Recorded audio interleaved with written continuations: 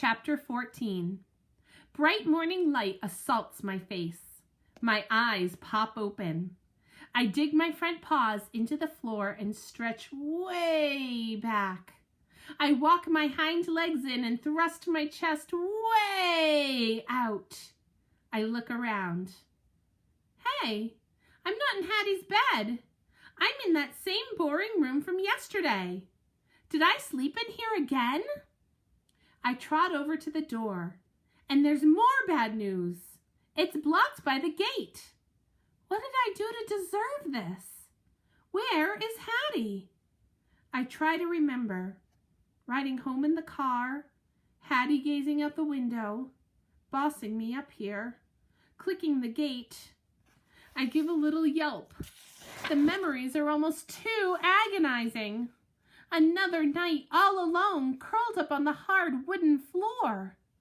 What happened to my bedtime fur brushing? Hattie's sweet voice singing, "Best buddies, best buddies." Or the soft, comfy blankets that smell like mint and vanilla. Are they gone for good? One thing's for sure. This is not how it's supposed to be. I have to do something. I have to get my Hattie back. I position myself at the gate. Hattie! Hattie! I bark as loud as I can. Please help me! I'm trapped and I have to get out. I add an extra howl or two to make my point. But when I stop, all I hear is quiet. I start to think that maybe she's actually gone away and is never coming back. But then I catch the sounds of my leash jingling and footsteps charging up the stairs. I knew it! I knew it! I bark, spinning in circles. I'm so relieved I almost forgot to rush over to greet her. I missed you so much! Hattie bends down and lifts me over the gate. I lick her cheek, but she turns away. She smells annoyed. She sets me on the floor and goes to clip my leash. Hooray! Hooray! We're going for a walk! I leap up, pawing her legs. I can hardly wait. Hattie frowns. Fenway, sit, she says. Wowee! A treat is coming! I twirl around with hungry anticipation. Sit, she snaps, trying to steady me with her hand, which does not have a treat inside. I spring out of her grasp. I sniff her pocket. Where is the treat? Hattie lets out a loud sigh. She grabs my collar and clips the leash with a frustrated huff. Next thing I know, we're hustling down the stairs. We head out the sliding door into the back dog park and straight over to the bushes. Hattie stands still, waiting. Come to think of it, there is some business I need to attend to. I'm barely finished when I detect a nasty whiff of squirrel. Nose to the ground, I search for the trail when my collar tugs and, hey, Hattie's dragging me through the grass and up the porch steps. What's the hurry? I bark. We just got here. But she must not hear me. She pulls me inside and back up the stairs into the boring, empty room behind the gate. Without a pat or rub, she disappears. I sink onto the floor. Why is Hattie doing this? Why is she changing? Why can't she stay my wonderful Hattie forever?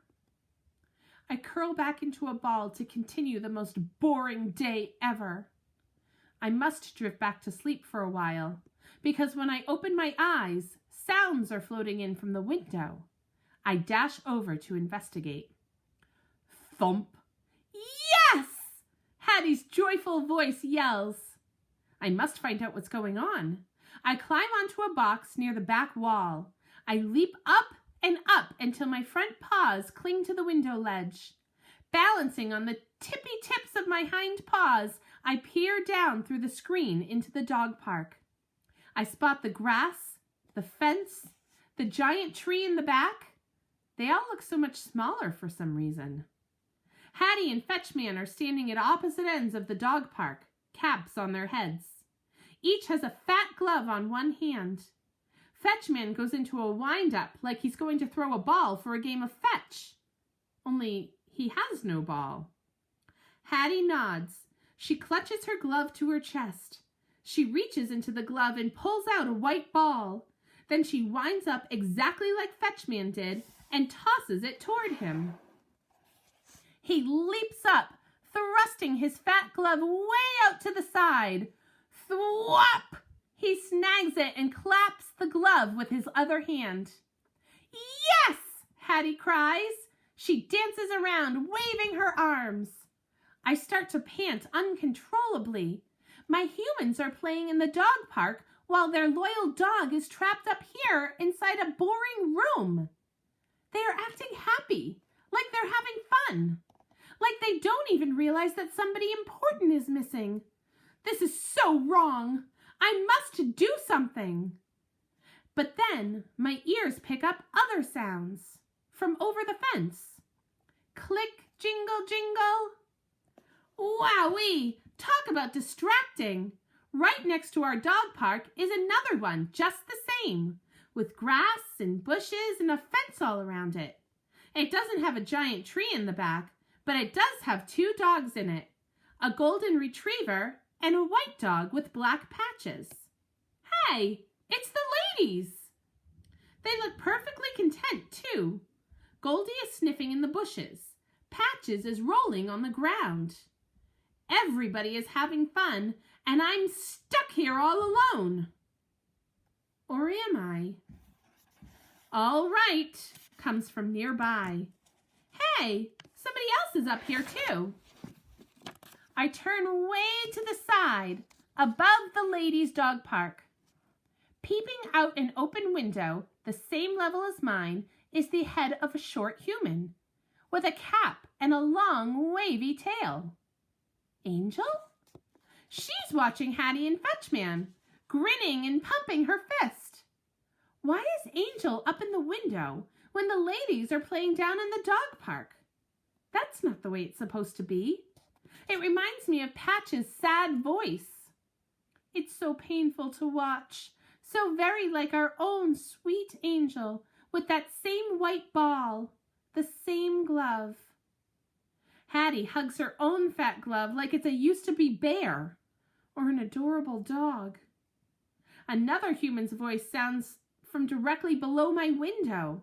Food lady! Fetchman turns and flips the ball to Hattie. She reaches forward and scoops it into her glove. She smiles again. Fetchman jogs toward the house and vanishes from view. I hear the door slide open and bang shut. Hattie twirls around, happy as can be. She throws the ball up into the air and watches it fall, thump, into the fat glove. Again and again. My ears flop with sadness. My short human is playing by herself. It's not right. Doesn't she need me? Please, oh please, Hattie, I whine. Let's play ball together like we did before. Hattie looks up. She scowls, one hand on her hip, then shakes her head. She goes back to tossing the ball, like that's the only thing she wants to do or cares about. Oh, please, please, Hattie, I cry. I'll let you win, I promise. I scrape my claws on the window ledge. I jump higher, my claws poking the screen. Hattie snaps her head up in alarm. Fenway! She shouts. She races toward the house and quickly disappears. I hear the door thud. Hooray! Hooray! I fly off the box and tear around the empty room. I knew she'd come. Soon Hattie arrives at the gate. Fenway! She scolds. How am I in trouble? There isn't even anything to do here. When she scoops me up, I go crazy licking her cheek. I'm so glad you're back, I bark between slurps. She tastes like salty sweat. And something else, too. Confidence again? I'm so happy to be back in Hattie's arms. I nestle against her neck all the way down the stairs and through the house. The more she speaks in that stern, un-Hattie voice, the more I snuggle. By the time we head out the sliding door, she's stroking my back. I knew she couldn't resist her super best friend. She sets me on the porch, and I dance around. Yippee! I bark. We're finally going to play! But maybe Hattie's had enough playing. The door closes, and she's gone. My heart crashes. What just happened? I can't go on like this. I have to get my Hattie back. For good. I plop down for a quick scratch when suddenly I realize the opportunity I've been waiting for is sitting right next to me on the porch.